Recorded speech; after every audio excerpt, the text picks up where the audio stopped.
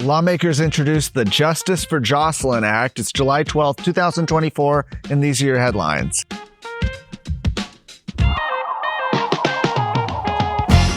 Representatives Troy Nehls and Senator Ted Cruz from right here in Texas have introduced legislation to enhance the detention and tracking of illegal aliens entering the U.S. You might remember 12-year-old Jocelyn Act from Houston was assaulted and murdered by two illegal aliens from Venezuela in June. Both illegal aliens crossed into the U.S. through El Paso. After apprehension by U.S. Border Patrol, they were released into the country as part of the Alternatives to Detention program.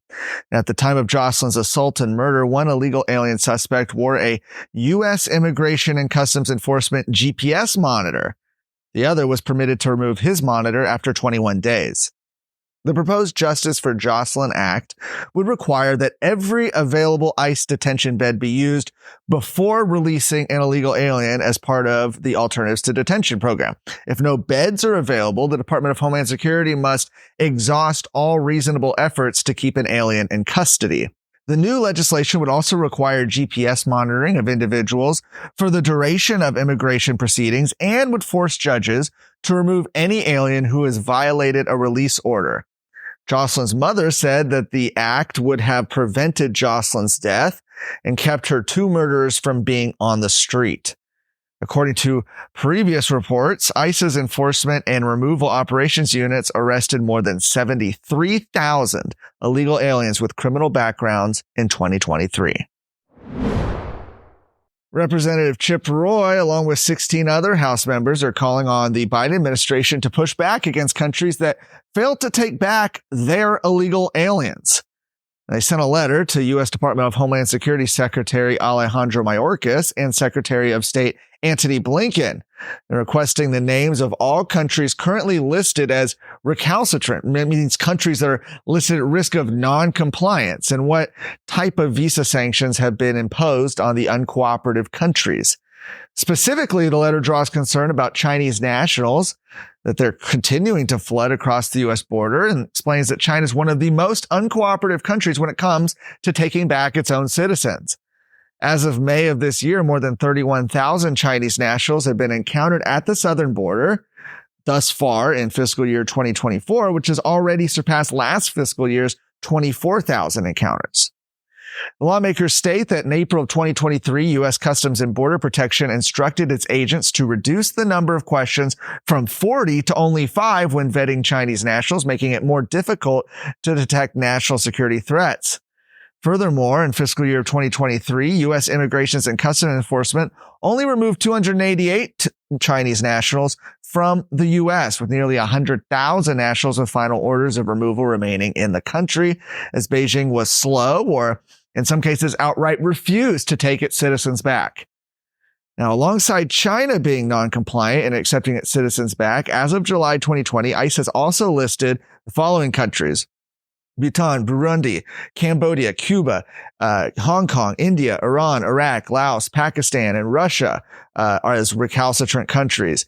10, additionally, ICE considers Afghanistan, Algeria, Azerbaijan, Burma, Ethiopia, Gambia, Israel, Jordan, Mauritania, North Macedonia, Samoa, Sierra Leone, South Sudan, Tonga, Ukraine, Vietnam, and Yemen. This is like a pronunciation test of non-compliance. Several other Texas congressmen signed a letter as well, including Representatives Randy Weber, Brian Babin, Dan Crenshaw, and Pat Fallon. The Luke Macias Show is your access to what happens behind closed doors in Texas politics. Listen weekly to me, your host, Luke Macias, as I break down what is actually happening in conservative politics in the Lone Star State, a state that we all love and cherish. Listen weekly wherever you listen to podcasts. This show is a product of Texas Scorecard.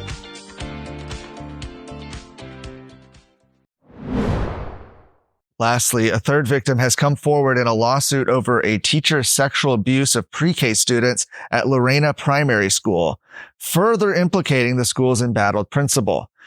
As newly discovered information was revealed in an amended complaint filed on June 26th by the parents of a previously known victim, identified in the case as Jane Doe. The amendment alleges that Principal April Jewell was told about the teacher's earlier sexual misconduct with a third victim, identified as Student B, but failed to act, allowing the teacher to then victimize Jane. Jane's parents sued Principal Jewell and Lorena ISD last August after pre-K teacher Nicholas Crenshaw pleaded guilty to sexually abusing Jane and a second victim, identified in the documents as Student A. During the 2020 to 2021 school year, Crenshaw went to prison, but Jewell, kept her job. The lawsuit alleges that Jewell and other district administrators failed to protect the students who were 4 and 5 years old at the time of the abuse, despite warnings about Crenshaw's inappropriate behavior with the girls. Lorena ISD did not oppose the request to amend the complaint, but Jewell did. Parents in Lorena ISD aren't backing down, though. They've created a Facebook group called Justice for Jane to share news and updates about the case. Parents are also working with advocacy group Texas Education 911, as well as state lawmakers on legislation to remove school officials' immunity from lawsuits in sexual misconduct cases. For more of today's stories, go to TexasScorecard.com.